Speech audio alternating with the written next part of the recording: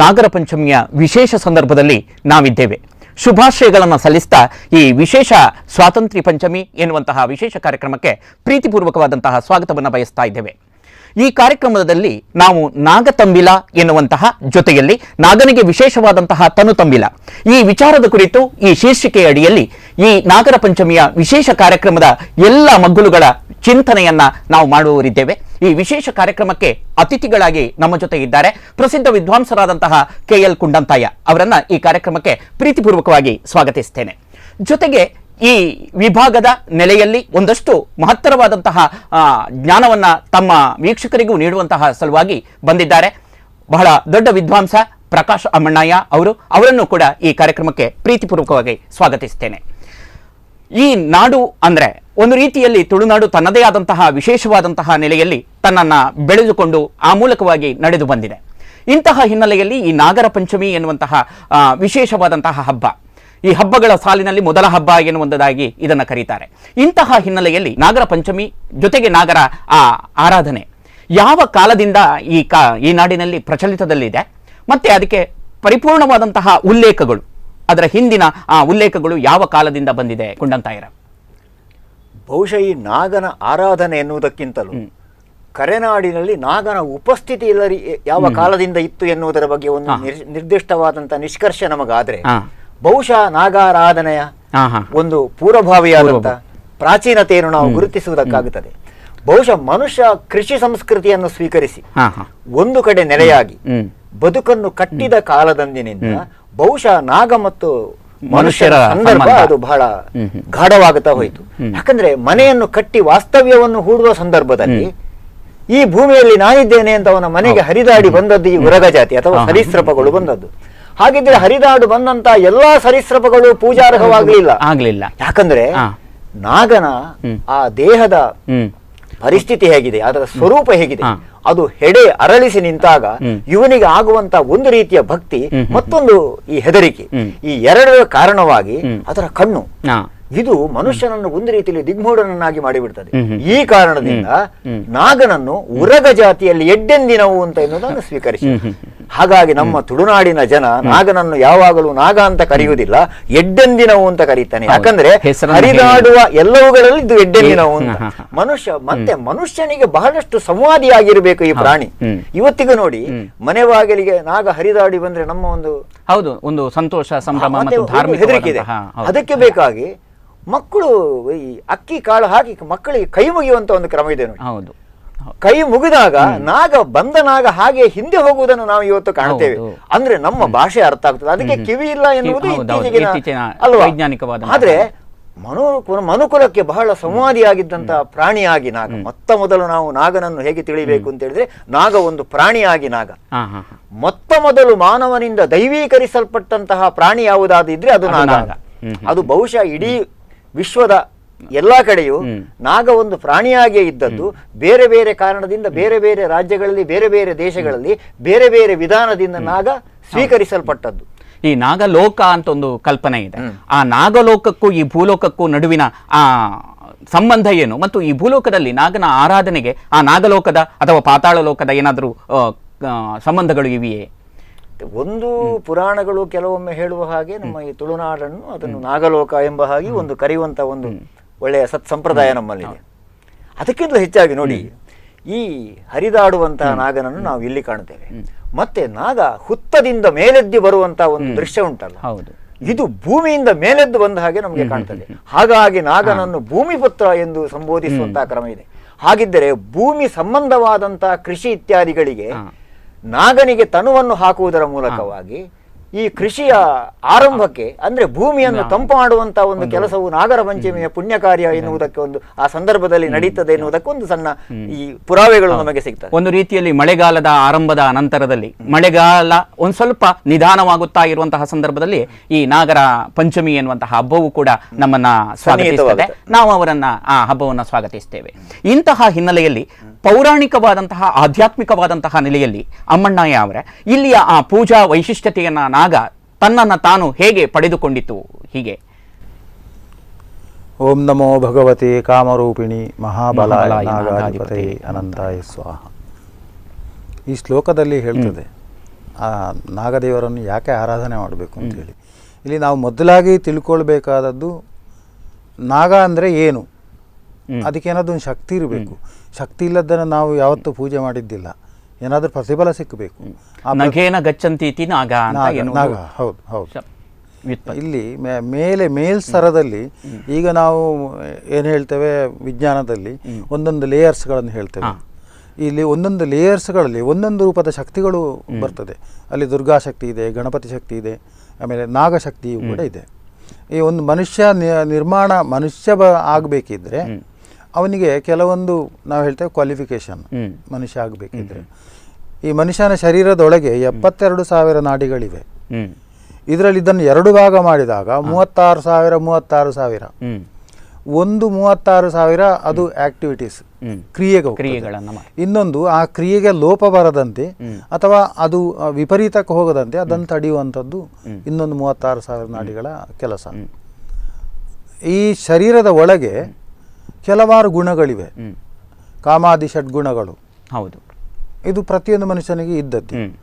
ಈ ಕಾಮಾದಿ ಷಡ್ಗುಣಗಳಲ್ಲಿ ಸತ್ವ, ರಜ, ತಮ ಈ ರೂಪದಲ್ಲಿ ಇದು ಪ್ರಕಟ ಆಗ್ತದೆ. ಒಬ್ಬ ಯಾವುದೋ ಒಂದು ಮೋಹದಲ್ಲಿದ್ದವನು ಅವನು ಸತ್ವದಲ್ಲಿ ಅದನ್ನು ಪ್ರಕಟ ಮಾಡುವಂಥದ್ದೇ ಬೇರೆ, ಇನ್ನು ರಾಜಸದಲ್ಲಿ ಪ್ರಕಟ ಮಾಡುವಂಥದ್ದೇ ಬೇರೆ, ತಾಮಸದಲ್ಲಿ ಪ್ರಕಟ ಮಾಡುವಂಥದ್ದೇ ಬೇರೆ. ಉದಾಹರಣೆಗೆ ಒಂದು ವಸ್ತು ನನಗೆ ಬೇಕೇ ಬೇಕು ಅಂತ ಹೇಳುವವನು ಸಾತ್ವಿಕನು ಅವನನ್ನು ಮನವೊಲಿಸಿ ಬೇಡಿ ತಕೊಂಡು ಬರ್ತಾನೆ. ರಾಜಸ ಇದ್ದವನು ಅವನು ಆರ್ಡರ್ ಮಾಡ್ತಾನೆ. ಇನ್ನು ತಾಮಸನು ಎಳ್ಕೊಂಡು ಹೋಗ್ತಾನೆ. ಇದು ಮನುಷ್ಯನ ಒಳಗಿರುವಂತಹ ಗುಣಗಳು. ಈ ಷಡ್ಗುಣಗಳು ಈ 3 ಗುಣಗಳಲ್ಲಿ ಪ್ರಕಟ ಆಗ್ತದೆ ಅಂತೇಳಿ. ಈ ಗುಣಗಳೇ ಈ ಗುಣಗಳನ್ನು ನಿಯಂತ್ರಣ ಮಾಡುವಂಥದ್ದು. ಈಗ ಪ್ರಕಟ ಆಗುವಾಗ ಅದು ಎಷ್ಟು ಪ್ರಮಾಣದಲ್ಲಿ ಉದ್ದೀಪನಗೊಳ್ತದೆ ಅಂತೇಳಿ, ಅಲ್ಲಿ ಪ್ರೆಷರ್ ಯಾವುದಕ್ಕೆ ಜಾಸ್ತಿ ಅಂತೇಳಿ ಉದ್ದೀಪನಗೊಳ್ಳುವ. ಹೌದು, ನಾವು ಜ್ಯೋತಿಷ್ಯದಲ್ಲಿ ರಾಹುವನ್ನು ಸೂಚಿಸ್ತೇವೆ. ಹೌದು, ಈ ರಾಹು ಅಂತ ಹೇಳಿದ್ರೆ ಅವನು ಆ ಒಂದು ಕ್ರಿಯೆಯನ್ನು ಉದ್ದೀಪನಗೊಳಿಸುವವನು. ಇನ್ನು ಕೇತು ಇದ್ದಾನೆ, ಅವನು ಅದನ್ನು ಇಳಿಸುವವನು, ಆ ವೇಗವನ್ನು ಇಳಿಸುವ, ದುಃಖಕಾರಕ ಅಂತ ಹೇಳ್ತೇವೆ. ಅವನನ್ನು ಮೋಕ್ಷಕಾರಕ ಅಂತ ಕೂಡ ಹೇಳ್ತೇವೆ. ಮೋಕ್ಷ ಅಂತ ಹೇಳಿದ್ರೆ ಸೊಲ್ಯೂಷನ್. ಯಾವುದೇ ಒಂದು ಸಮಸ್ಯೆಗಳು ಬಂದಾಗ ಅದಕ್ಕೆ ಸಿಗುವಂತ ಒಂದು ಸೊಲ್ಯೂಷನ್, ಅದನ್ನು ಮೋಕ್ಷ ಅಂತ ಹೇಳ್ತೇವೆ. ಇಲ್ಲಿ ಇದರ ಅಭಿಮಾನಿ ದೇವರು ನಾಗದೇವರು, ಊರ್ಧ್ವಲೋಕದಲ್ಲಿರುವಂತಹ ದೇವರು. ಅದರ ಪ್ರತೀಕ, ಆ ನಾಗದೇವರ ಪ್ರತೀಕ ಇಲ್ಲಿ ಕಾಣುವಂಥದ್ದು ನಾಗರಾಜ, ಸರೀಸೃಪಗಳ ರೂಪದಲ್ಲಿ ಇದರ ಸಂಚಾರ. ನೋಡಿ, ನೀವು ಎಲ್ಲ ಭಗವಂತನ ಚಿತ್ರಗಳನ್ನು ನೀವು ನೋಡಿದಾಗ ಪ್ರತಿಯೊಂದು ಚಿತ್ರದಲ್ಲಿಯೂ ಕೂಡ ವಿಷ್ಣು ಅದರ ಮೇಲೆ ಮಲ್ಕೊಂಡಿದ್ದಾನೆ, ನರಸಿಂಹದೇವರು ಕೂತ್ಕೊಂಡಿದ್ದಾರೆ, ಅದರ ಹಿಂಬದಿಯಲ್ಲಿ ಹೆಡೆ ಉಂಟು, ಈಶ್ವರ ದೇವರು ಕುತ್ತಿಗೆ ಸುತ್ತಿಕೊಂಡಿದ್ದಾರೆ, ಗಣಪತಿ ಮಲ್ಕೊಂಡಿದ್ದಾರೆ. ಇದು ಸೂಚಿಸುವಂತ ಅರ್ಥವೇ ಬೇರೆ. ಹೇಗಂತ ಹೇಳಿದ್ರೆ ವಿಷ್ಣು ಆ ಮೋಹಾದಿಗಳನ್ನು ನಿಯಂತ್ರಣ ಮಾಡಿ ಅದರ ಮೇಲೆ ಮಲ್ಕೊಂಡಿದ್ದಾನೆ. ಈಶ್ವರ ಆ ವಿಷವನ್ನು ಶರೀರದೊಳಗೆ, ಅಂದ್ರೆ ಈ ರಾಹುವಿನಿಂದ ಸೈನೈಡ್ ಅಂಶವನ್ನು ತಿಳಿಬೇಕು ಅಂತ ಜ್ಯೋತಿಷ್ಯ ಹೇಳ್ತಿದೆ. ಈಗಿನ ಆಧುನಿಕವಾಗಿ ನಾವು ಹೇಳಬೇಕಿದೆ. ಹಿಂದೆ ಕೆಲವು ಅದಕ್ಕೆ ಪರಿಭಾಷೆಯೇ ಬೇರೆ ಇತ್ತು. ಆ ಸೈನೈಡುಗಳ ಶರೀರದಲ್ಲಿ ಜಾಸ್ತಿ ಆದಾಗ ಕಾಯಿಲೆಗಳಿಗೆ ಕಾರಣ ಆಗ್ತದೆ, ಕಡಿಮೆ ಆದರೆ ಅಲ್ಲಿಯೂ ಕೂಡ ಕಾಯಿಲೆಗಳಿಗೆ ಬರ್ತದೆ. ಇದರ ನಿಯಂತ್ರಣ ಬೇಕು. ಇಲ್ಲಿ ನಾಗನ ಒಳಗಿರುವಂತಹ ವಿಷ ಅದು ಸೈನೈಡ್ ಆಗ್ತದೆ. ಆ ನಾಗಲೋಕದಿಂದ ನಾಗ ದೇವರು ಇದನ್ನು ನಿಯಂತ್ರಣ ಮಾಡ್ತಾರೆ. ನೋಡಿ, ನೀವೊಂದು ಗಮನಿಸಿ, ಬೇರೆ ಹಾವುಗಳು ನಾವು ನೋಡಿದ ತಕ್ಷಣ ಓಡಿ ಹೋಗ್ತವೆ, ಅಷ್ಟು ಓಡಿ ಹೋಗುವುದಿಲ್ಲ. ಫುಲ್ ಎಲ್ಲ ದರ್ಶನವನ್ನ ಕೊಟ್ಟು. ಹೌದು.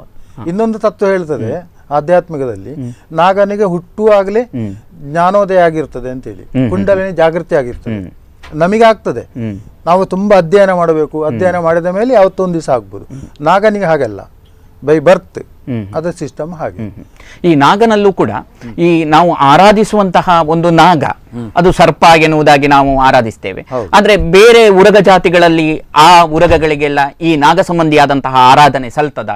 ಅದರ ಕುರಿತು ನಿಮ್ಮ ವಿಶ್ಲೇಷಣೆ? ಇಲ್ಲ, ಬಹುಶಃ ಒಂದು ಜಾತಿಯ ಯಾವುದೋ ಒಂದು ಹಾವನ್ನು ವಿದೇಶಗಳಲ್ಲಿ ಆರಾಧಿಸ್ತಾರೆ ಅಂತ ನಾನು ಓದಿದ ನೆನಪಿದೆ ನನಗೆ. ಅಂತೂ ನಮ್ಮ ತುಳುನಾಡಿನಲ್ಲಿ ಅಥವಾ ಈ ಕರೆನಾಡಿನಲ್ಲಿ ನಮ್ಮಲ್ಲಿ ಮೊದಲು ನಾವು ದೈವೀಕರಿಸಿದ್ದು ನಾಗನನ್ನೇ. ನಾಗ ಪ್ರಧಾನವಾಗಿ ಆಗಿದ್ರೆ ನಾಗ ಈ ಸಮಗ್ರ ಆರಾಧನಾ ವಿಧಾನ ಇಲ್ಲಿ ಉಳಿದಿಲ್ಲ. ನಾಗ ಒಂದು ಭಯದಿಂದ ಮತ್ತೊಂದು ಪ್ರೀತಿಯಿಂದ, ಎರಡೂ ವಿಧಾನದಿಂದ ನಾಗನನ್ನು ನಾವು ಪೂಜಿಸಲಿಕ್ಕೆ ಆರಂಭಿಸಿದ್ದು.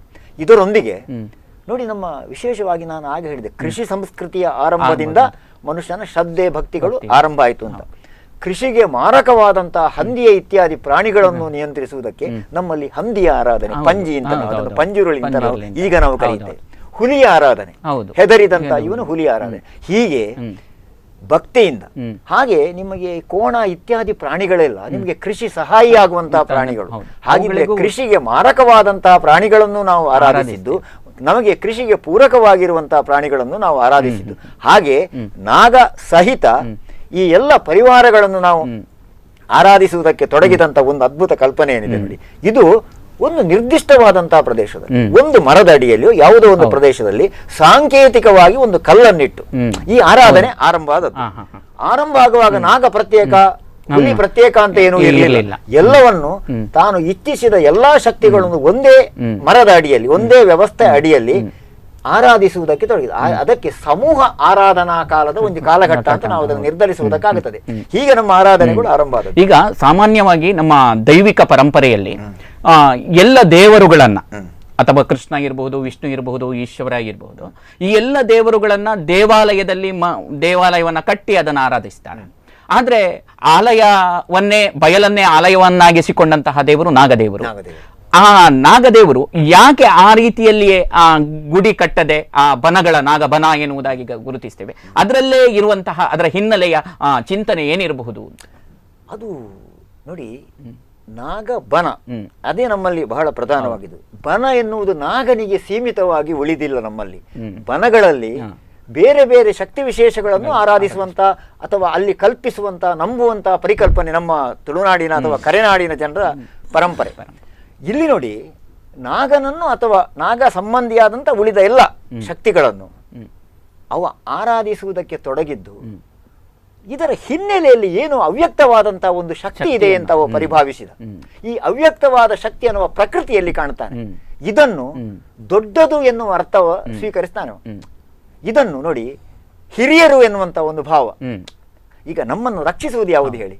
ಕಣ್ಣಿಗೆ ಕಾಣದೇ ಇದ್ದಂತ ಒಂದು ಶಕ್ತಿ ನಮ್ಮನ್ನು ನಿಯಂತ್ರಿಸ್ತದೆ ಎನ್ನುವುದು. ನಾಗ ಸ್ಪಷ್ಟ ಕಾಣ್ತಾನೆ, ಅವನಿಂದ ನಮಗೆ ರಕ್ಷಣೆ ಸಿಕ್ಕುವುದಿಲ್ಲ, ಅಥವಾ ಅವ ದೂರ ಹೋಗ್ತಾನೆ ಅಷ್ಟೇ. ಹುಲಿಯಿಂದ ನಾವು ರಕ್ಷಣೆಗೆ ಒಳಗಾಗುವಂತ, ನಾವು ಓಡುವಂತಹದ್ದು ಅಥವಾ ಅದರಿಂದ ಕೈ ಮುಗಿದು ಅದರಿಂದ ರಕ್ಷಣೆಯನ್ನು ಪಡೆಯುವಂತಹದ್ದು. ಆದರೆ ಇದಕ್ಕೆಲ್ಲದಕ್ಕಿಂತಲೂ ಹೊರತಾದಂತಹ ಒಂದು ದೊಡ್ಡ ಶಕ್ತಿ ಈ ಪ್ರಕೃತಿಯಲ್ಲಿ ಇದೆ ಅಂತ ಪರಿಭಾವಿಸ್ತಾನೆ. ಹಾಗಾಗಿ ನೋಡಿ, ನಾಗನನ್ನು ಮೊದಲು ನಾವು ಆರಾಧಿಸುವುದಕ್ಕೆ ತೊಡಗಿದರು, ಹುಲಿಯನ್ನು, ಹಂದಿಯನ್ನು ನಾವು ಆರಾಧಿಸುವುದಕ್ಕೆ ತೊಡಗಿದ್ರು. ಈ ನಿಸರ್ಗಾಂತರ್ಗತವಾದಂತಹ ಒಂದು ಅದ್ಭುತವಾದ ಶಕ್ತಿ ಏನಿದೆ ಅದನ್ನು ಅಮ್ಮೆರು, ಪೆರಿಯಮ್ಮೆರು ಎನ್ನುವಂತಹ ಭಾವದಲ್ಲಿ ನೋಡಿ, ಬೆರ್ಮೆರು ಎನ್ನುವಂತಹ ಆರಾಧನೆ ನಮ್ಮಲ್ಲಿ ಆರಂಭ ಆಯಿತು. ಬೆರ್ಮೆರು ಅಂತ ಹೇಳಿದ್ರೆ ತುಳುವರ ದೇವರು ಎಂದು ಅರ್ಥ. ಈ ಬೆರ್ಮೆರು ಪ್ರಧಾನವಾಗಿ ನಮ್ಮ ಈ ಸಮಗ್ರ ಆರಾಧನಾ ವಿಧಾನ ಆರಂಭ ಆಗುತ್ತದೆ. ಹಾಗಿದ್ರೆ ನಾಗನಿಗೆ ಬನವೇ ಯಾಕೆ?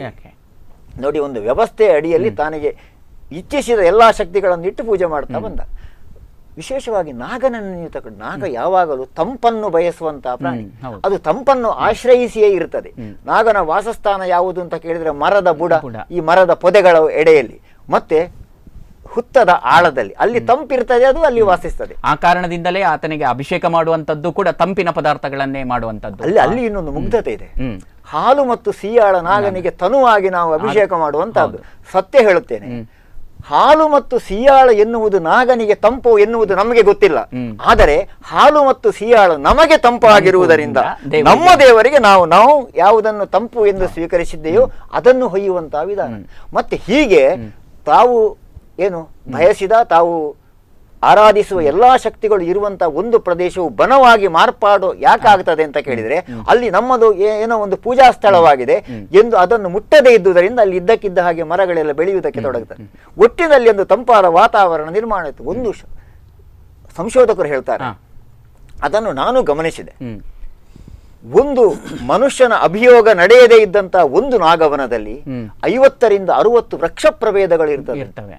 ಅಂದ್ರೆ ಬೇರೆ ಮರ, ಗಿಡ, ಬಳ್ಳಿ ಎಲ್ಲ ಸೇರಿ 50 ರಿಂದ 60, ಕನಿಷ್ಠ 10 ರಿಂದ 20, 30ರವರೆಗೆ ಔಷಧೀಯ ಸಸ್ಯಗಳು ಇರ್ತವೆ. ಮತ್ತೆ ಒಂದಷ್ಟು ಪ್ರಾಣಿ ಪಕ್ಷಿಗಳು ಪಕ್ಷಿ ಸಂಕುಲವೇ ಅಲ್ಲಿ ವಾಸ ಮಾಡ್ತದೆ. ನೋಡಿ, ಇಂತಹ ಒಂದು ಸುಪ್ರಸನ್ನವಾದ ವಾತಾವರಣದಲ್ಲಿ ನಮ್ಮ ಆರಾಧನೆಯನ್ನು ನಮ್ಮ ಪೂರ್ವಿಕರು ಆರಾಧ್ಯ ತೊಡಗಿದ್ದು ಹಾಗೆ ಅಂತ ನನಗೆ. ಪೂರ್ವಜರ ಇಂತಹ ಒಂದು ಅದ್ಭುತವಾದಂತಹ ಕಲ್ಪನೆ ನಾವು ನಾಗರ ಆರಾಧನೆಯ ಮೂಲಕ ನಾವು ನೋಡಬಹುದು. ಪ್ರಾಕೃತಿಕವಾದಂತಹ ಎಲ್ಲ ಸಂಪತ್ತುಗಳನ್ನು ಸಂರಕ್ಷಿಸುವ ಮತ್ತು ಅದಕ್ಕೊಂದು ಪೂಜ್ಯತೆಯ ಆ ಟಚಪ್ ಅನ್ನು ಕೊಡುತ್ತಾ ಆ ಮೂಲಕವಾಗಿ ಒಂದು ನಮ್ಮ ಆಧ್ಯಾತ್ಮಿಕ ಶಕ್ತಿಯನ್ನ ಮತ್ತು ಸಾಮಾಜಿಕವಾದಂತಹ ಜೀವನ ಶೈಲಿಯನ್ನ ಒಂದು ಆಧ್ಯಾತ್ಮಿಕ ಬಂಧದ ಒಳಗೆ ಗಟ್ಟಿಗೊಳಿಸಬೇಕು ಎನ್ನುವಂಥದ್ದು ನಮ್ಮ ಪೂರ್ವಜರ ಒಂದು ವಿಶಿಷ್ಟ ಕಲ್ಪನೆ. ಆ ಕಲ್ಪನೆ ಇವತ್ತಿಗೂ ಕೂಡ ಈ ನಾಡಿನಲ್ಲಿ ನಾಗರ ಪಂಚಮಿಯ ಹಬ್ಬದ ಮೂಲಕ ಅದು ಆರಾಧನೆಗೊಳ್ಳುತ್ತಾ ಸಾಗಿ ಬಂದಿದೆ. ಇಂತಹ ಈ ಶುಭ ಸಂದರ್ಭದಲ್ಲಿ, ಈ ಪರ್ವಕಾಲದಲ್ಲಿ ನಾಗನ ಕುರಿತಾದಂತಹ ಆಚರಣೆಗಳು, ಅವರ ಆ ಇತಿಹಾಸದ ಬಹಳಷ್ಟು ವಿಚಾರಗಳನ್ನು ತಿಳಿದುಕೊಳ್ಳುವಂತಹ ಆ ಎಲ್ಲ ಅಂಶಗಳ ಮೊದಲು ಈ ವಿಶೇಷವಾದಂತಹ ಈ ತನು ತಂಬಿಲ ಎನ್ನುವಂತಹ ಕಾರ್ಯಕ್ರಮಕ್ಕೆ ಒಂದು ಸಣ್ಣ ವಿರಾಮ.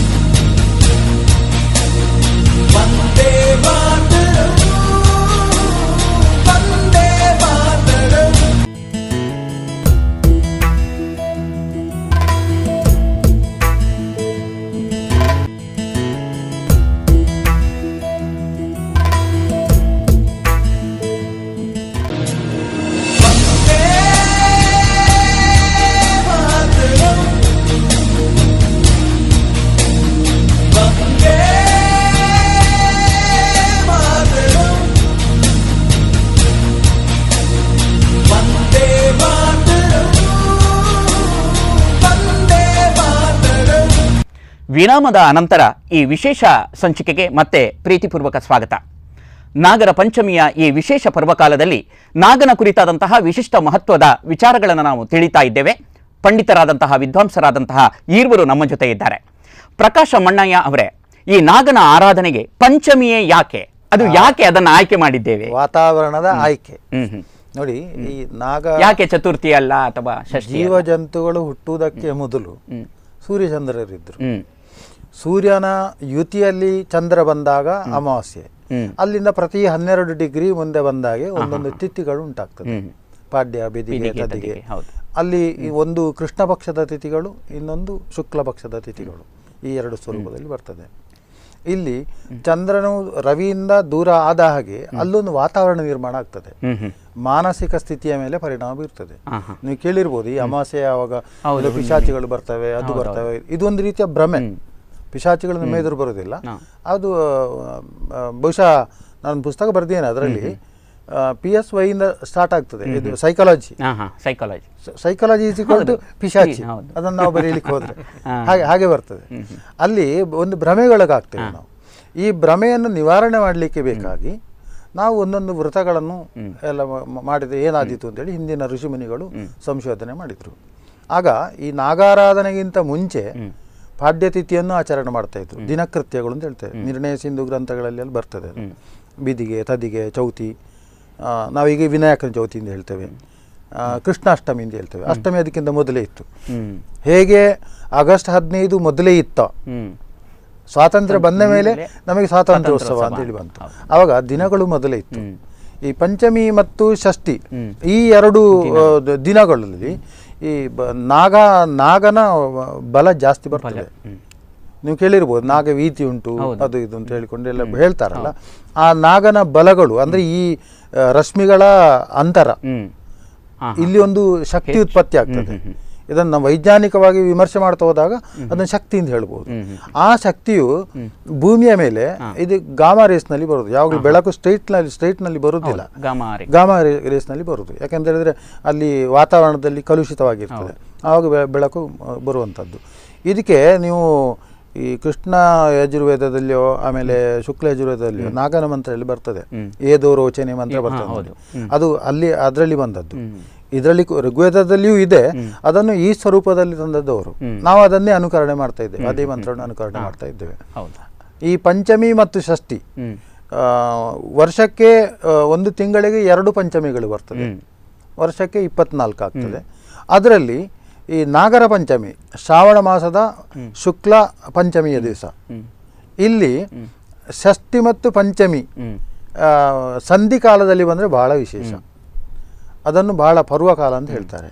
ಆವಾಗ ನಮ್ಮ ಮನಸ್ಸಿನಲ್ಲಿ ಉದ್ದೀಪನಗೊಳ್ಳುವಂತಹ ಏನು ಕ್ರಿಯೆ ಉಂಟು ಅದನ್ನು ನಿಯಂತ್ರಿಸಬಹುದು ಅಂತ ಹೇಳುವಂಥದ್ದು. ಅದಕ್ಕೆ ಬೇಕಾದಂತಹ ವೃತಾಚರಣೆಗಳನ್ನು ನಿಯಮಗಳನ್ನು ಎಲ್ಲ ಹೇಳಿದ್ದಾರೆ. ನಂತರ ಏನಾಯಿತು ಅಂತ ಹೇಳಿದರೆ ಆ ನಾಗದೇವರನ್ನೇ ಆರಾಧನೆಗೆ ಶುರು ಮಾಡಿದರು.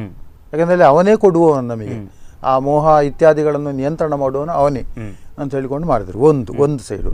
ಇನ್ನೊಂದು ಕುಂಡಂತಾರೆ ಹೇಳಿದಾಗೆ ಈ ಬನಗಳ ಹಿಂದೆ ಈ ನಿಧಿಗಳನ್ನು ಏನು ಮಾಡ್ತಿದ್ರು ಅಂತ ಹೇಳಿದ್ರೆ, ಆವಾಗ ಈಗಿನ ಹಾಗೆ ಟ್ರೆಜರಿ ಗೀಜರಿ ಇರಲಿಲ್ಲ, ಭೂಮಿಯ ಮೇಲೆ ಇಡ್ತಾ ಇದ್ರು. ಇಟ್ಟು ಅದಕ್ಕೆ ಚಿತ್ರಕೂಟ ಅಂತ ಹೇಳಿ ಆ ಕಲ್ಲಿನ ರಚನೆ ಮಾಡ್ತಿದ್ರು. ಇದು ಈಜಿಪ್ಷಿಯನ್ ಸಿವಿಲೈಸೇಷನ್ ಅಲ್ಲಿ ಪಿರಮಿಡ್ಗಳನ್ನು ನೋಡಿರ್ಬೋದು. ಅದರಿಂದ ತೆಗಿಲಿಕ್ಕೆ ಸಾಧ್ಯ ಇಲ್ಲ, ತೆಗಿಬೇಕಾದ್ರೆ ಹೊಡಿಬೇಕು. ಆ ಪ್ರಕಾರದಲ್ಲಿ ಇಟ್ಟಿದ್ದಾರೆ. ಇನ್ನು ಈ ನಾಗನಿಗೆ, ಈ ಸರ್ಪಗಳಿಗೆ ಬಿಲಗಳಲ್ಲಿ ಸುವರ್ಣ ಇದ್ರೆ ತುಂಬಾ ಆಕರ್ಷಿತ ಆಗಿ ಹೋಗ್ತವೆ. ಅದಕ್ಕೆ ಬೇಕಾದಂತ ಒಂದು ವಾತಾವರಣ ಸಿಗ್ತದೆ. ಹಾಗೆ ಎಲ್ಲಿ ನಿಧಿ ಉಂಟೋ ಅಲ್ಲಿ ನಾಗ ಇರ್ತಾನೆ ಅಂತ ಹೇಳುವಂಥದ್ದು ಬಂತು. ಇನ್ನೊಂದು ನಿಮಗೆ ಎಕ್ಸಾಂಪಲ್ ಕೊಡ್ತೇನೆ. ತಿರುವನಂತಪುರದಲ್ಲಿ ಆ ದೊಡ್ಡ ಸರೋವರ ಇದೆ. ಆ ಸರೋವರದಲ್ಲಿ ಒಂದಷ್ಟು ಮೊಸಳೆಗಳುಂಟು, ಅದರಲ್ಲಿ ಬೇಕಾದಷ್ಟು ನಿಧಿ ಉಂಟು. ಅದು ಯಾಕೆ ಮೊಸಳೆಗಳನ್ನು ಬಿಟ್ಟರು ಅಂತ ಹೇಳಿದ್ರೆ, ಇದು ನಿಧಿ ತೆಗಿಲಿಕ್ಕೆ ಹೋಗುವ ಅದು ಇಡುವುದಿಲ್ಲ. ಹಾಗೆ ಇಲ್ಲಿ ಈ ನಾಗನ ಸಾನ್ನಿಧ್ಯ ಬಂದಾಗ ಅದನ್ನು ತೆಗಿಲಿಕ್ಕೆ ಹೋಗುವಾಗ ನಾಗ ಬರುವಂಥದ್ದು.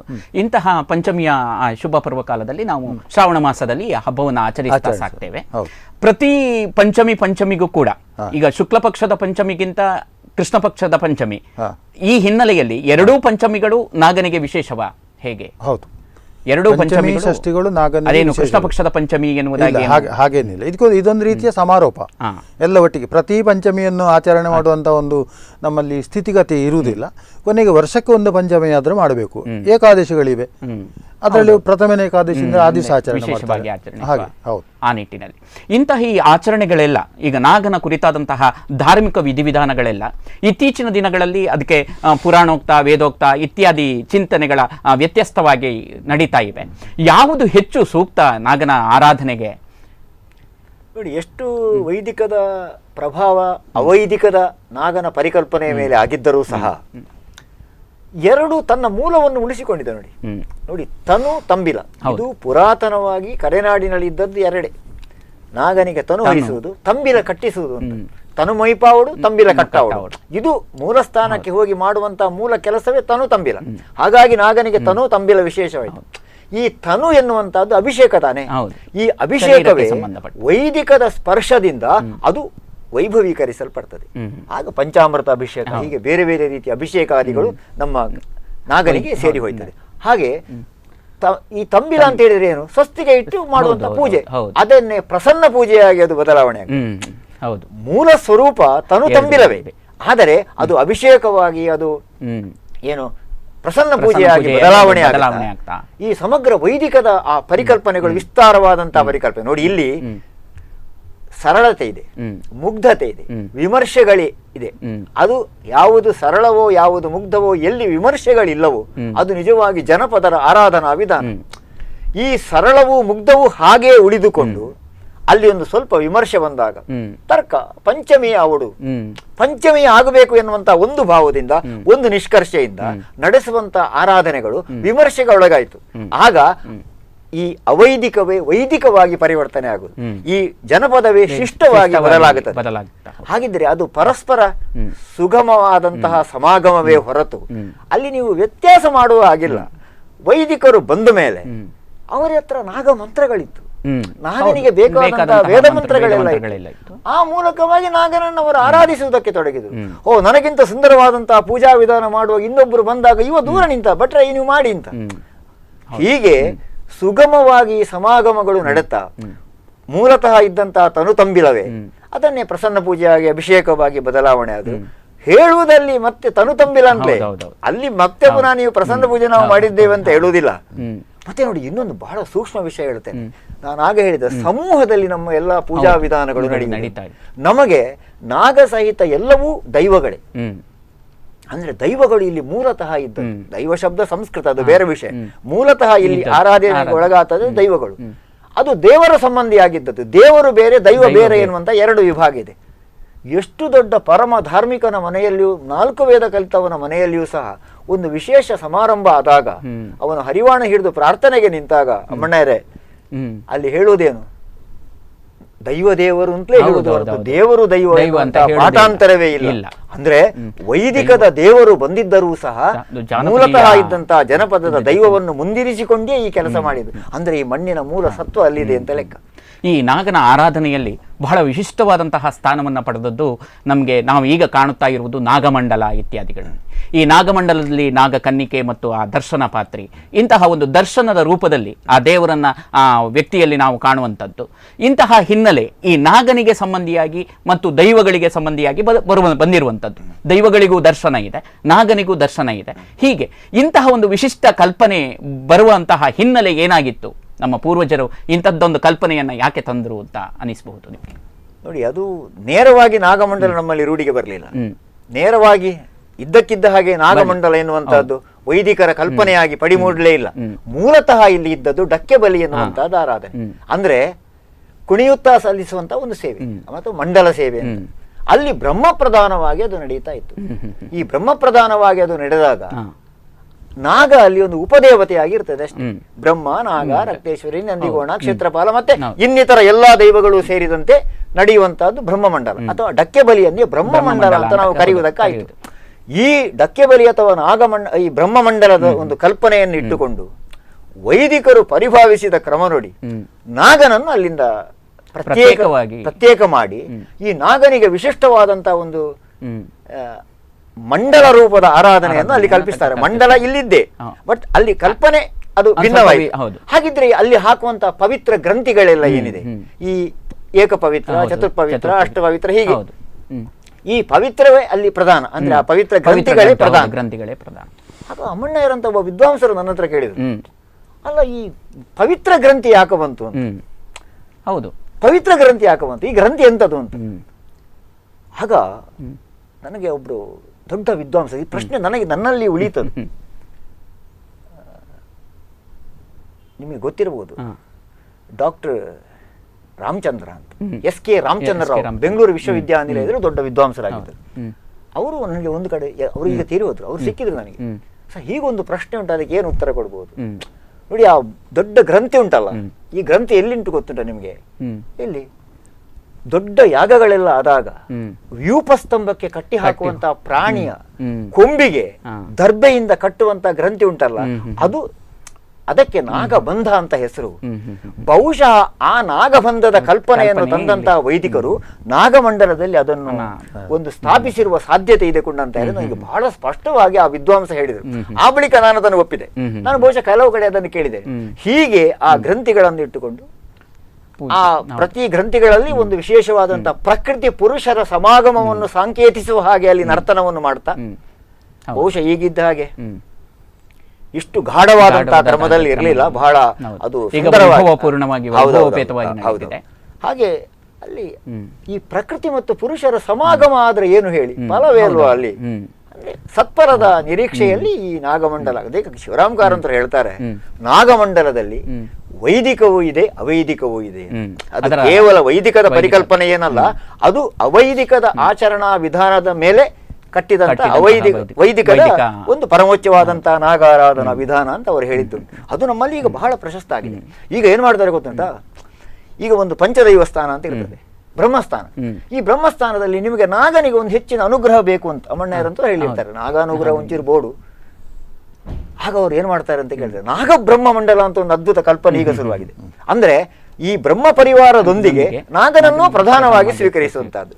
ಅಲ್ಲಿ ಬ್ರಹ್ಮ ಮಂಡಲವನ್ನೂ ಬರೆಯುವುದು, ನಾಗಮಂಡಲವನ್ನು ಬರೆಯುವುದು, ಒಟ್ಟಿಗೆ ನಾಗಬ್ರಹ್ಮ ಮಂಡಲ ಎನ್ನುವಂತ ಒಂದು ಅದ್ಭುತ ಕಲ್ಪನೆ ನೋಡಿ. ಅಂದ್ರೆ ಕಾಲ ಬದಲಾಗುತ್ತಾ ಹೋದ ಹಾಗೆ ನಮ್ಮ ಆರಾಧನಾ ವಿಧಾನಗಳು ಅಷ್ಟು ವಿಸ್ತಾರಕ್ಕೆ ಬೆಳೆಯುತ್ತಾ ಹೋಗ್ತದೆ, ಮತ್ತೆ ಅದು ಅಷ್ಟೇ ಪ್ರಶಸ್ತವಾಗಿದೆ ಅಂತ ನಾನು ಭಾವಿಸ್ತೇನೆ. ಏನ್ ಹೇಳ್ತೀನಿ, ಅಲ್ಲ, ಜೀವನಕ್ಕೊಂದು ಅಲಂಕಾರ ಕೊಟ್ಟಾಗ ಅಲ್ವಾ ಇಡೀ ಈ ಅಲಂಕಾರ ಎನ್ನುವುದು ಜೀವನಕ್ಕೊಂದು ಸೌಂದರ್ಯವನ್ನ. ನಮ್ಮ ಶರೀರವನ್ನು ಮುಚ್ಚಿಕೊಳ್ಳಿಕ್ಕೆ ಒಂದು ಕಂಬಳಿಯೂ ಸಾಕು, ಒಂದು ಸಾಮಾನ್ಯ ಬಟ್ಟೆಯೂ ಸಾಕು. ನಾವು ಅದಕ್ಕೆ ವಿವಿಧ ರೂಪಗಳಲ್ಲಿ ಶೈಲಿಯಲ್ಲಿ ಅಂಗಿಗಳನ್ನು ಇದನ್ನೆಲ್ಲ ಮಾಡಿಕೊಳ್ತೇವೆ. ಅದೇ ರೀತಿಯಲ್ಲಿ ಈ ಆರಾಧನೆಗಳು ಕೂಡ ಅದಕ್ಕೊಂದು ಅಲಂಕಾರ ಬೇಕು, ಒಂದು ವೈವಿಧ್ಯಮಯವಾದಂತಹ ಅಲಂಕಾರದ ನೆಲೆಯಲ್ಲಿ ಬಂದದ್ದು. ಈ ನಾಗನ ಮೂಲಕವಾಗಿ ಈ ನಡುವೆ ಆಶ್ಲೇಷ ಬಲಿಯ ಬಗ್ಗೆ ಸ್ವಲ್ಪ ಮಣ್ಣಯ್ಯರು ಅದೇ ಈ ಸಂತಾನದ ಪ್ರಕ್ರಿಯೆಗೆ ಮೂಲ ಪ್ರೇರಕ ನಾಗ ಎನ್ನುವಂತಹ ಕಲ್ಪನೆಯಲ್ಲಿ ಅನೇಕ ಸೇವೆಗಳು ನಡೀತವೆ. ಉದಾಹರಣೆಗೆ ಇವರು ಹೇಳಿದ ಹಾಗೆ ಆಶ್ಲೇಷ ಬಲಿ ಇರಬಹುದು ಅಥವಾ ಇನ್ನಿತರ ನಾಗ ಸಂಬಂಧಿಯಾದಂತಹ ಕೆಲವಷ್ಟು ಆಚರಣೆಗಳು. ಇದಕ್ಕೂ ನಿಮ್ಮ ಜ್ಯೋತಿರ್ವಿಜ್ಞಾನದ ಹಿನ್ನೆಲೆಯಲ್ಲಿ ಹೇಗೆ ಅದನ್ನ ತರ್ಕಿಸ್ತೀರಿ? ಅಲ್ಲ, ನಾನು ನಿಮಗೆ ಹೇಳಿದೆ ಈ ಉದ್ದೀಪನಗೊಳಿಸುವಂತಹ ಕ್ರಿಯೆಗಳು ಈ ಉದ್ದೀಪನಗೊಳಿಸುವಾಗ ಉದ್ದೇಶ ಮರ್ತೋಗ್ತದೆ. ಬೇಕೇ ಬೇಕು ಅಂತ ಹೇಳುವಾಗ ಅದು ನಮ್ಮ ಮೂಲ ಉದ್ದೇಶ ಮರ್ತೋಗ್ತದೆ. ಮೂಲ ಉದ್ದೇಶ ಮರೆತು ಹೋಗಬಾರದು. ಇದು ಶರೀರದ ಒಳಗೆ ನಡೆಯುವಂತಹ ಒಂದು ಕ್ರಿಯಾದಿಗಳು. ಈ ಕ್ರಿಯಾದಿಗಳನ್ನು ಬೇಕಾದ ಹಾಗೆ ನಿಯಂತ್ರಣ ಮಾಡಿಕೊಳ್ಬೇಕು ಅಂತ ಹೇಳ್ತದೆ. ನೋಡಿ, ನಮ್ಮ ಮಹಾಭಾರತದಲ್ಲಿ ಕೃಷ್ಣನನ್ನು ಅನಾದಿ ಬ್ರಹ್ಮಚಾರಿ ಅಂತ ಹೇಳಿದ್ರು, ಅರ್ಜುನನನ್ನು ಬ್ರಹ್ಮಚಾರಿ ಅಂತ ಹೇಳಿ ಕರೆದ್ರು. ಹಾಗಾದ್ರೆ ನಮ್ಮಲ್ಲಿ ಒಂದು ಪರಿಭಾಷೆ ಏನಂತ ಹೇಳಿದ್ರೆ, ಬ್ರಹ್ಮಚಾರಿ ಅಂತ ಹೇಳಿದ್ರೆ ಮದುವೆ ಆಗೋದವನು, ಸ್ತ್ರೀ ಸಂಪರ್ಕವನ್ನು ಪಡೆಯೋದವನು. ಅದು ಹಾಗೆ ಅಲ್ಲ. ಅವರ ವೀರ್ಯವನ್ನು ಇದರ ಅನಿಲ ರೂಪದಲ್ಲಿ ಇಟ್ಕೊಳ್ತಾ ಇದ್ರು. ಬೇಕಾದಾಗ ದ್ರವ ರೂಪಕ್ಕೆ ತಂದು ಮಕ್ಕಳನ್ನು ಪಡೆಯುವಂತ ಉದ್ದೇಶ ಇದ್ರೆ ಮಾಡ್ತಾ ಇದ್ರು. ಯಾವಾಗ ಅನಿಲ ರೂಪಕ್ಕೆ ಇದು ಬರ್ತದ ಅವರು ಮಹಾತ್ಮರಾಗ್ತಾರೆ. ಅವರ ಕರ ಸ್ಪರ್ಶವೂ ಕೂಡ ನಮಗೆ ಆಶೀರ್ವಾದ ಆಗ್ತದೆ. ಇಂಥದ್ದು ನಾವು ದೇವರಲ್ಲಿ ಕಾಣ್ತೇವೆ. ದೇವರುಗಳು ಅವರು ದುರುದ್ದೇಶದಿಂದ ಮಾಡೋದಿಲ್ಲ. ಅಂತಹ ನಾಗ ಸಂಕುಲಗಳು ಅಥವಾ ದೇವಾದಿ ದೇವರನ್ನು ನಾವು ಮುಂದೆ ಇಟ್ಟುಕೊಂಡು ನಾವೊಂದು ಸಾಧನೆಗೆ ಹೊರಡುದು. ಈಗ ಹೊರಗೆ ಪೂಜೆ ನಡೆಯುವುದಲ್ಲ. ಈಗ ನಾಗನ ಒಂದು ಬಿಂಬೆ ಇರ್ತದೆ, ಅದಕ್ಕೆ ಪೂಜೆ ನಡೆಯುವುದಲ್ಲ.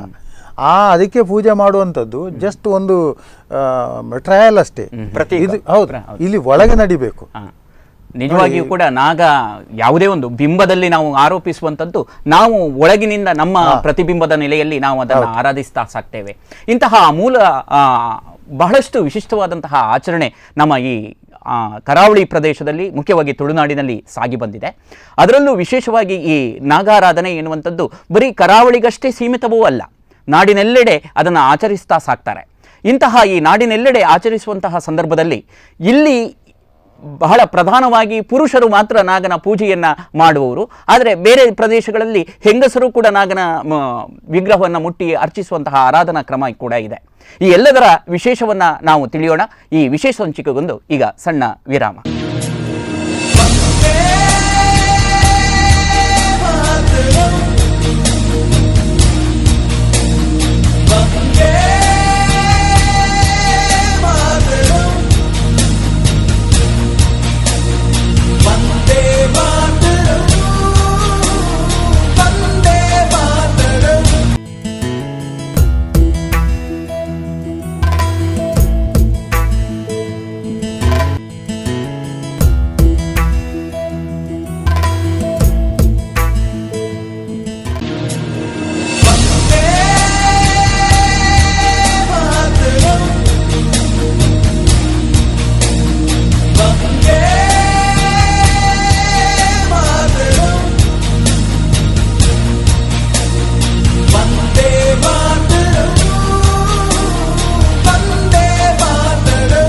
ವಿರಾಮದ ಅನಂತರ ಈ ವಿಶೇಷ ಕಾರ್ಯಕ್ರಮಕ್ಕೆ ಮತ್ತೆ ಪ್ರೀತಿಪೂರ್ವಕ ಸ್ವಾಗತ. ನಮ್ಮ ಜೊತೆ ಅಮ್ಮಣ್ಣಯ್ಯರು ಇದ್ದಾರೆ. ನಾವು ಈ ಸಂದರ್ಶನದ ಮೂಲಕವಾಗಿ ಈ ಚಿಂತನೆಯನ್ನು ವಿಸ್ತರಿಸ್ತಾ ಸಾಕ್ತಾ ಇರುವಂತಹ ಸಂದರ್ಭದಲ್ಲಿ ನಾವು ಒಂದು ವಿಷಯವನ್ನು ಪ್ರಸ್ತಾಪಿಸಿತ್ತು. ತುಳುನಾಡಿನಲ್ಲಿ ಪುರುಷರು ಮಾತ್ರ ಈ ನಾಗನ ವಿಗ್ರಹಗಳನ್ನು ಮುಟ್ಟಿ ಆರಾಧಿಸ್ತಾರೆ. ಆದರೆ ಉತ್ತರ ಕರ್ನಾಟಕದಲ್ಲಿ, ನಮ್ಮ ಕರ್ನಾಟಕದಲ್ಲಿ ಉತ್ತರ ಭಾಗದಲ್ಲಿ ಹೆಚ್ಚಿನವರು ಮಹಿಳೆಯರು ಕೂಡ ನಾಗನ ಆರಾಧನೆಯಲ್ಲಿ ಪಾಲ್ಗೊಳ್ತಾರೆ ಬಹಳ ನೇರವಾಗಿ. ಇಂತಹ ರೀತಿಯ ವ್ಯತ್ಯಾಸ ಯಾಕಿರಬಹುದು ಎನ್ನುವುದಾಗಿ ಅವರನ್ನು ಪ್ರಶ್ನಿಸ್ತಾ ನಾವು ಸಾಗಿದಾಗ ಅವರ ಉತ್ತರ ನೋಡಿ, ಒಂದು ಪುರುಷನ ಜೊತೆ ಮಹಿಳೆ ಇದ್ದು ಆರಾಧನೆ ಮಾಡಬೇಕು. ಇಲ್ಲಿ ನಮ್ಮಲ್ಲಿ ಸಾಮಾನ್ಯ ಏನಾಗಿದೆ ಅಂತ ಹೇಳಿದ್ರೆ, ಅವಳೆಲ್ಲೋ ಇರ್ತಾಳೆ, ಅವ್ರು ಪೂಜೆ ಮಾಡ್ತಾರಲ್ಲ, ಅವಳು ಇದ್ದು ಕೂಡ ದಂಪತಿ ಸಮೇತ ಮಾಡಬೇಕು ಅಂತ ಹೇಳಿ ಇರ್ತದೆ. ಇನ್ನೊಂದು ದೇಶ ಕಾಲ ಪಾತ್ರ ಅಂತ ಹೇಳಿ ಒಂದೊಂದು ಊರುಗಳಲ್ಲಿ ಒಂದೊಂದು ನಮನೆಯ ಸಂಪ್ರದಾಯಗಳು ಹೋಗ್ತವೆ. ನೋಡಿ, ಇಲ್ಲಿ ಹೇಗೆ ಹೆಂಗಸರು ಆ ನಾಗಾರಾಧನೆ ನಡೀತಾಗ ಅವ್ರ ಒಳಗೆ ಇರ್ತಾರೆ, ಅಡಿಗೆ ಏನೋ ಮಾಡ್ಕೊಂಡಿರ್ತಾರೆ. ನಿಮ್ಮ ಘಟ್ಟದ ಮೇಲೆ ಹೋದಾಗ ಹೆಂಗಸರು ಕೆಲಸ ಮಾಡ್ತಾರೆ, ಇವನು ಏನೋ ವ್ಯವಹಾರದಲ್ಲಿ ಇರ್ತಾನೆ. ನಿಜವಾಗಿ ನೋಡ್ಲಿಕ್ಕೆ ಹೋದ್ರೆ ಇವರು ಇಬ್ಬರೂ ಇರಬೇಕು. ಪುರುಷ ಪ್ರಧಾನವಾದಂಥ ರಾಷ್ಟ್ರ, ಈ ಪುರುಷ ಸಂಪ್ರದಾಯ ಕೂಡ ಇಲ್ಲಿ ಪುರುಷರೇ ಆರಾಧನೆ ಮಾಡಬೇಕು ಅಂತ ಹೇಳುವಂಥದ್ದು ಒಂದು ಉದ್ದೇಶ ಇದೆ. ಅಂದ್ರೆ ಇಲ್ಲಿ ಈ ಪ್ರದೇಶದಲ್ಲಿ ಈ ಮಡಿಯ ಕಲ್ಪನೆಯಲ್ಲಿ ಈ ನಾಗನನ್ನ ಹೆಚ್ಚಾಗಿ ಹೆಂಗಸರು ಅದನ್ನ ಸ್ಪರ್ಶಿಸುವುದಿಲ್ಲ ಎನ್ನುವಂತಹ ಚಿಂತನೆ, ಉತ್ತರ ಭಾಗದಲ್ಲಿ ನಾಗನನ್ನ ಆ ಮೂಲಕವಾಗಿ ಸ್ಪರ್ಶಿಸ್ತಾ ಇದ್ದಾರೆ. ಜೊತೆಗೆ ಇದರಲ್ಲಿ ನಾವೆಲ್ಲ ತಿಳ್ಕೊಳ್ಬೇಕಾದ್ದು ಭಗವಂತನಿಗೆ ಎಲ್ಲರೂ ಒಂದೇ ಎನ್ನುವಂತಹ ಚಿಂತನೆಯನ್ನು ಕೂಡ ನಾವು ತಿಳ್ಕೊಳ್ಬಹುದೇ ಏನೋ ಎನ್ನುವುದಾಗಿ ಭಾವಿಸ್ತಾ ಇಂತಹ ಒಂದು ವಿಶಿಷ್ಟವಾದಂತಹ ಈ ಕಲ್ಪನೆ, ಇಲ್ಲಿ ನಾಗ ಬ್ರಹ್ಮರು ಅಂತ ಇತ್ಯಾದಿ ಕಲ್ಪನೆಗಳೆಲ್ಲ ಇವೆ, ಆರಾಧನಾ ರೀತಿಗಳೆಲ್ಲ ಇವೆ. ಇವುಗಳ ವಿಶಿಷ್ಟತೆಯರ ಬಗ್ಗೆ ನೀವೇನು ಹೇಳ್ತೀರಿ? ಅದು ಚತುರ್ಮುಖ ಬ್ರಹ್ಮ ಖಂಡಿತ ಅಲ್ಲ, ಅದು ತುಳುನಾಡಿನ ಬೆರ್ಮೆರ್ ಅಂತಲೇ ಅದಕ್ಕೆ, ಅದು ಅಮ್ಮೆರು ಪೆರಿಯಮ್ಮೆರು ಎನ್ನುವಂತ ಈ ಅರ್ಥದಿಂದ ಉತ್ಪತ್ತಿ ಆಯಿತು ಎಂದು ಬಹಳಷ್ಟು ವಿದ್ವಾಂಸರು ಈಗಾಗಲೇ ಅದನ್ನು ದೃಢೀಕರಿಸಿದ್ದಾರೆ. ಪ್ರಧಾನರು ಹೌದು, ಪ್ರಧಾನ ಅಂದ್ರೆ ಅವನು ನೋಡಿ ರಕ್ಷಣಾ ಶಕ್ತಿ, ಅದು ಒಂದು ರಕ್ಷಾ ಶಕ್ತಿ. ಅದಕ್ಕೆ ಉದಾಹರಣೆ ಕೊಡ್ತೇನೆ ನೋಡಿ, ಬ್ರಹ್ಮನ ಮೂರ್ತಿಗಳು ನಮಗೆ ಸಿಗ್ತದೆ, ಬೆರ್ಮೆರ್ನ ಮೂರ್ತಿಗಳು ಸಿಗ್ತದೆ. ಕೋಟಿ ಚೆನ್ನೆಯರ ಗರಡಿಗಳಲ್ಲಿ ಬಹಳ ಸ್ಪಷ್ಟವಾಗಿ ಕುದುರೆಯನ್ನು ಏರಿ ಕುಳಿತ ಒಬ್ಬ ವೀರ, ಒಂದು ಕೈಯಲ್ಲಿ ಗುರಾಣಿಯನ್ನು ಒಂದು ಕೈಯಲ್ಲಿ ಕತ್ತಿಯನ್ನು ಹಿಡಿದಂತ ಒಬ್ಬ ವೀರ, ಇದು ಬೆರ್ಮೆರ್. ಅಂದ್ರೆ ಒಂದು ದೊಡ್ಡ ರಕ್ಷಾ ಶಕ್ತಿಯಾಗಿ, ಒಂದು ಪ್ರಕೃತಿಯಿಂದ ಮೇಲೆದ್ದು ಬರುವಂತಹ ಒಂದು ಅದ್ಭುತ ಶಕ್ತಿಯಾಗಿ ಬೆರ್ಮೆರ್ ಎನ್ನುವುದು ಸ್ವೀಕಾರ ಆಯಿತು. ಅವನನ್ನು ಹಿರಿಯನೆಂದು ನಾವು ಒಪ್ಪಿದೆವು. ಹೌದು, ಅವನ ಅಮ್ಮೆರು ಹೌದು, ಅವನು ಪೆರಿಯಮ್ಮೆರ್ ಅಥವಾ ಅಮ್ಮೆರು ಎನ್ನುವುದು ಹಿರಿಯ ಎನ್ನುವ ಅರ್ಥದಿಂದ ಬಂತು. ಹೀಗೆ ನೋಡಿ, ಅದನ್ನೇ ನಾವು ಇಲ್ಲಿ ಈಗ ನಾವು ಬೆರ್ಮೆರನ್ನು ಕಾಣ್ತೇವೆ. ಉತ್ತರ ಕನ್ನಡಕ್ಕೆ ಹೋದ್ರೆ ಇದೇ ಬೆರ್ಮೆರನ್ನು ಬೊಮ್ಮಯ ಅಂತ ಹೇಳ್ತಾರೆ ನೋಡಿ. ಇದು ನಮ್ಮಲ್ಲಿಗೆ ಸೀಮಿತ ಆಗುವುದಿಲ್ಲ, ಅದು ಬೊಮ್ಮಯ ಅಂತಲೂ ಹೇಳ್ತಾರೆ. ಹೀಗೆ ಬೆರ್ಮೆರು ಪ್ರಧಾನವಾಗಿ ಇದ್ದಂತ ಬ್ರಹ್ಮಮಂಡಲ ಡಕ್ಕೆಬಲಿ, ಅದು ನಾಗಬ್ರಹ್ಮ ಮಂಡಲವಾಗಿ, ಅದು ನಾಗಮಂಡಲವಾಗಿ ನಮ್ಮಲ್ಲಿ ವಿಸ್ತಾರವಾದಂತಹ ಸ್ವರೂಪವನ್ನು ಪಡೀತದೆ. ಈ ನಾಗ ಮತ್ತು ಬ್ರಹ್ಮನ ಸಮೀಕರಣಕ್ಕಿಂತಲೂ ಪೂರ್ವದಲ್ಲಿ ನಾಗ ಬೆರ್ಮೆರು ಒಂದು ಪ್ರಧಾನ ಸಮೀಕರಣ, ಬಳಿಕ ನಾಗ ದುರ್ಗಮ್ಮ ಎನ್ನುವಂತ ಒಂದು ಸಮೀಕರಣ ಕೂಡ ಇದೆ. ಅಂದ್ರೆ ಅದು ನೋಡಿ, ಸ್ತ್ರೀ ಶಕ್ತಿಯೊಂದಿಗೆ ನಾಗನ ಸಮೀಕರಣ. ನನಗೆ ಸಿಕ್ಕಿದ ಒಂದು 7-10 ನಾಗಬನಗಳಲ್ಲಿ ಅಲ್ಲಿ ನಾಗ ದುರ್ಗಮ್ಮ ಅಂತ ಹೇಳ್ತೇವೆ ನಾವು, ನಾಗ ಬೆರ್ಮೆರ್ ಅಂತ ಹೇಳುವುದಿಲ್ಲ, ನಾಗ ದುರ್ಗಮ್ಮ ಅಂತ ಹೇಳ್ತಾರೆ. ಅದೊಂದು ವಿಶೇಷವಾದಂತ ಅನುಸಂಧಾನ. ಅದಿರ್ಬೋದು, ಅದು ಪರಿಶಿಷ್ಟ ಜಾತಿಯ ಜನ ಮೇಷ ಸಂಕ್ರಮಣದಂದು ಆರಾಧಿಸುವಂತ ಒಂದು 8-10 ಬಣಗಳು ನನಗೆ ಸಿಕ್ಕಿದೆ. ಅದರಲ್ಲಿ ಆ ನಾಗ ಮತ್ತು ನಾಗ ದುರ್ಗಮ್ಮ ಎನ್ನುವಂತಹದ್ದೊಂದು ಸಂಕಲ್ಪ. ಅವು ಬಹಳ ಸುಂದರವಾಗಿ ಆ ಪಾಡ್ದನ ಹೇಳ್ತಾರೆ, ಎಂಕುಲು ಬತ್ತ ಅದು ಎಂಕುಲು ಅಂತ ಹೇಳಿದ್ರೆ ಒಬ್ಬ ಅಲ್ಲ, ಇಬ್ಬರು ಅಂತ ಆಯ್ತಲ್ಲ, ಬಹುವಚನ ಪ್ರಯೋಗ ತಾನೆ. ಹಾಗಿದ್ರೆ ನಾಗನೂ ದುರ್ಗಮ್ಮನೂ ಒಟ್ಟಾಗಿ ಬರುವುದು, ಬಂದು ಇಲ್ಲಿ ನೆಲೆಯಾಗುವಂತ ಒಂದು ವಿಶಿಷ್ಟ ಚಂದ ಹೇಳ್ತೇನೆ ನಾನು. ಬುಳೆದಾಂತಿ ಕಂಡೋಗು ಬುಳೆ, ಫಲದಾಂತಿ ಪೊಣ್ಣಗು ಫಲ ಅಂತ ಈ ಒಂದು ಎಂತ ಪ್ರತಿಜ್ಞೆ ಮಾಡಿ ಅಥವಾ ಈ ಒಂದು ಆಶ್ವಾಸನೆಯನ್ನು ಕೊಟ್ಟು ಅವರು ಈ ನೆಲದಲ್ಲಿ ನೆಲೆಯಾದರು. ಫಲದಾಂತಿ ಪೊಣ್ಣಗು ಫಲ, ಬುಳೆದಾಂತಿ ಕಂಡೋಗು ಬುಳೆ. ಅಂದ್ರೆ ನಾಗ ಸಂತಾನಕ್ಕೂ ಸಂಪತ್ತಿಗೂ ಕೃಷಿಗೂ ಅಧಿದೇವತೆ ಅಲ್ವಾ? ಮತ್ತೆ ಚರ್ಮವ್ಯಾಧಿಗಳನ್ನು ನಿವಾರಿಸುವಂತ ಬಲು ದೊಡ್ಡ ಶಕ್ತಿ ಅಂತ. ಇದು ನೋಡಿ, ನಮ್ಮ ಜನಪದರ ಕಲ್ಪನೆ ಮತ್ತು ವೈದಿಕದ ಆ ಕಲ್ಪನೆಗಳು ಹೇಗೆ ಒಂದು ರೀತಿಯಲ್ಲಿ ಸಮೀಕರಿಸಲ್ಪಡ್ತದೆ. ಹೀಗೆ ಬೆರ್ಮೆರು ಪ್ರಧಾನವಾಗಿ ನಮ್ಮಲ್ಲಿ ನಡೆದದ್ದು.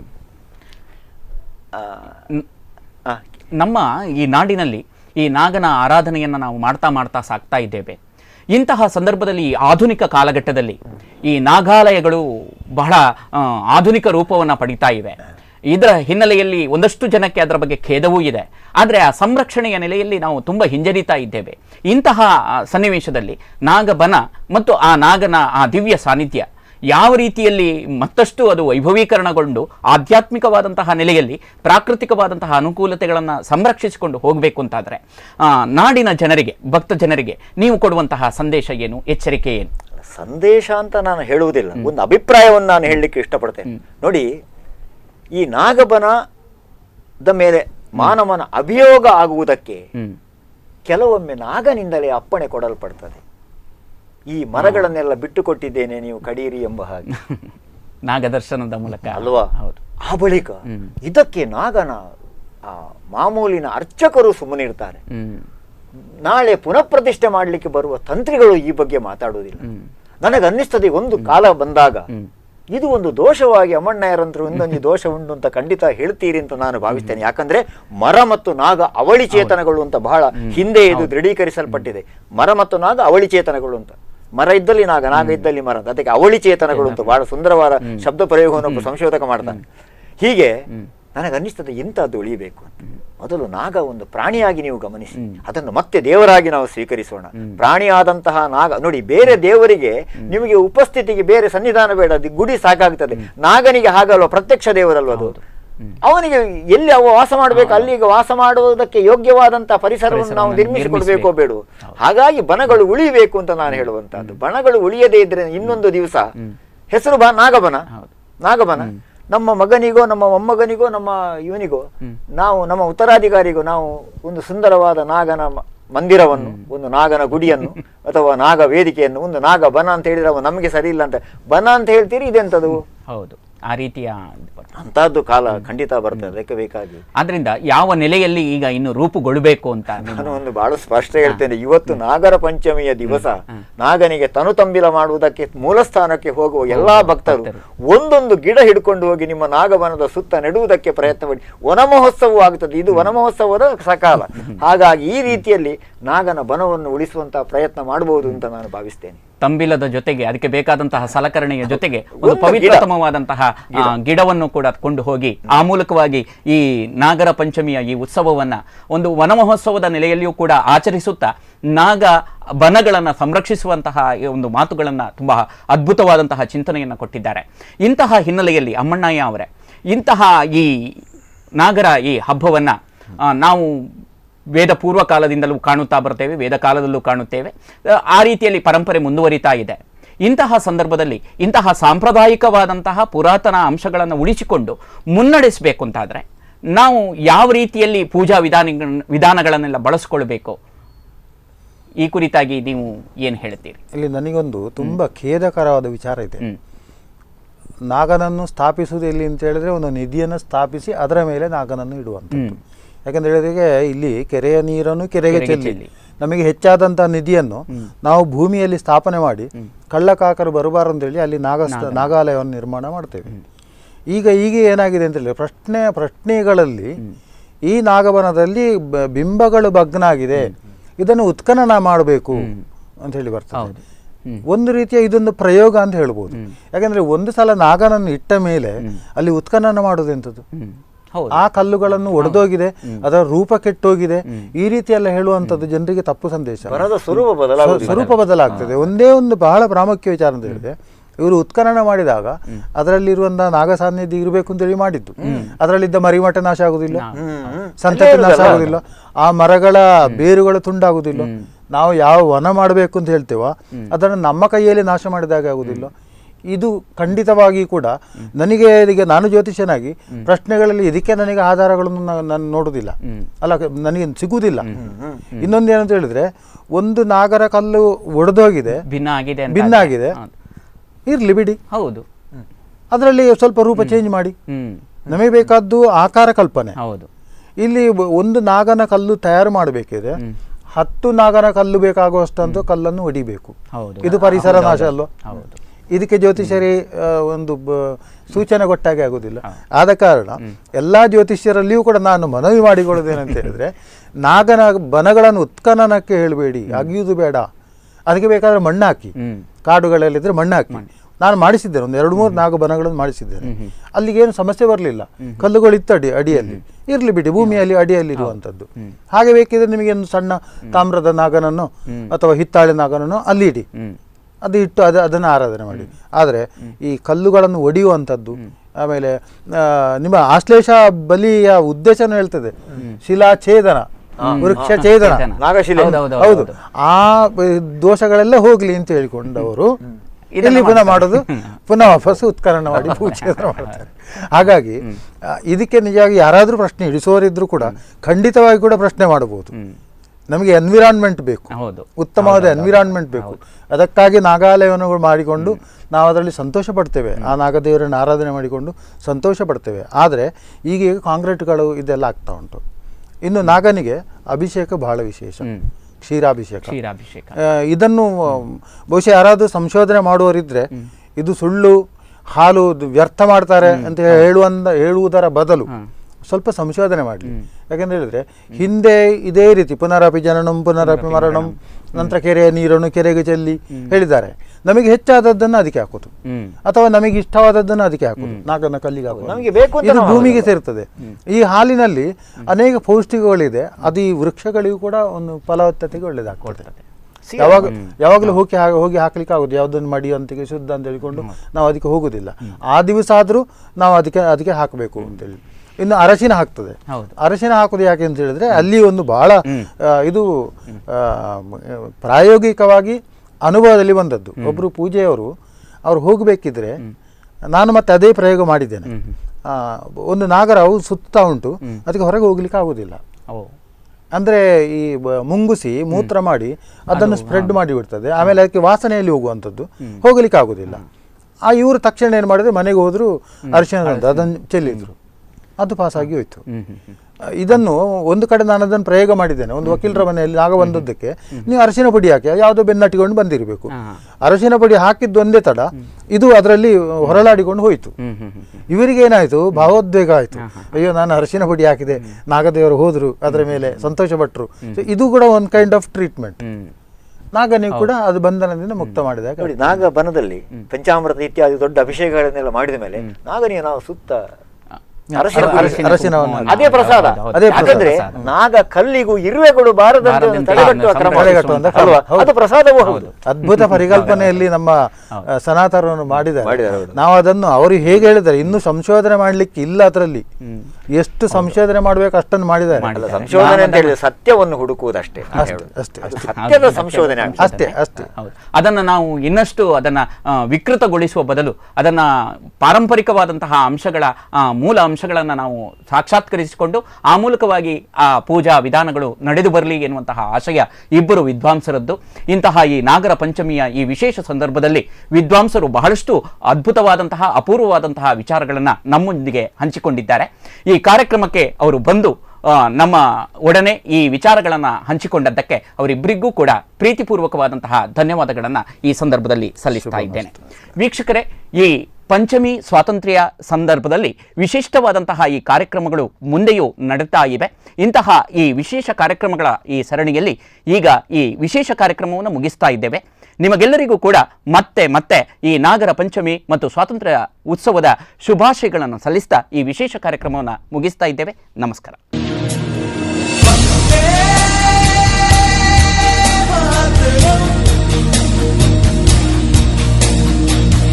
Yeah.